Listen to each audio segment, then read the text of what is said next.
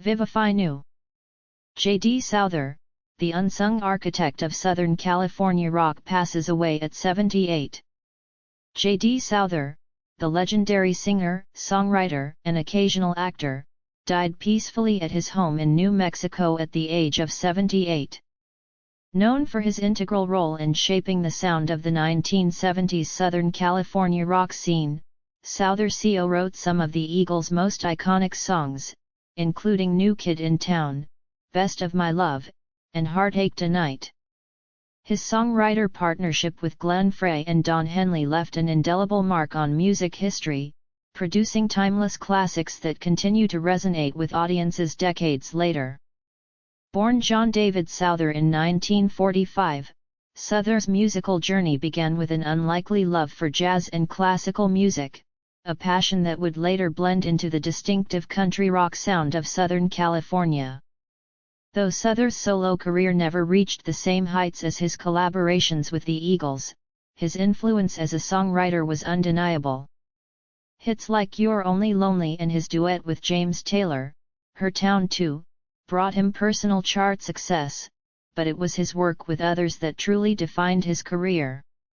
Souther's connection to Linda Ronstadt was another pivotal chapter in his life. The two shared a romantic relationship in the 1970s, but beyond that, they shared a musical bond that resulted in Ronstadt recording some of Souther's best compositions, including Prisoner in Disguise and Faithless Love. Souther's songs, filled with emotional depth and a sense of longing, suited Ronstadt's powerful voice, cementing their place in the era's musical landscape. The Southern California rock scene of the 1970s was a melting pot of talent, and Souther was at its epicenter. Alongside Frey, Henley, Jackson Browne, Warren Zevon, and others, Souther helped define the laid-back yet intricate sound that came to characterize the region's music. It wasn't intentional, according to Souther, but it became a genre in its own right. His contributions to albums like Hotel California and One of These Nights have left a lasting legacy.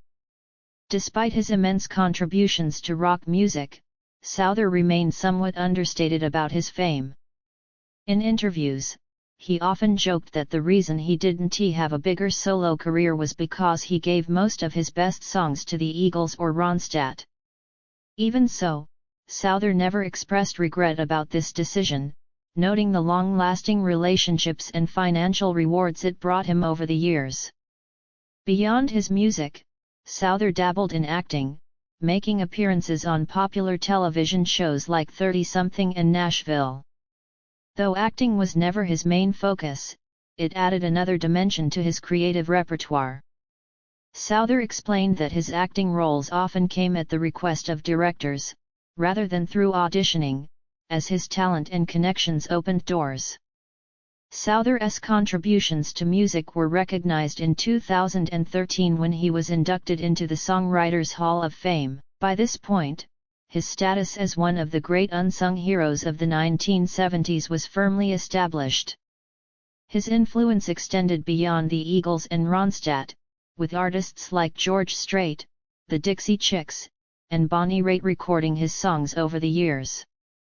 In the latter part of his life, Souther stepped away from the music industry for a long period, retreating to a quieter existence.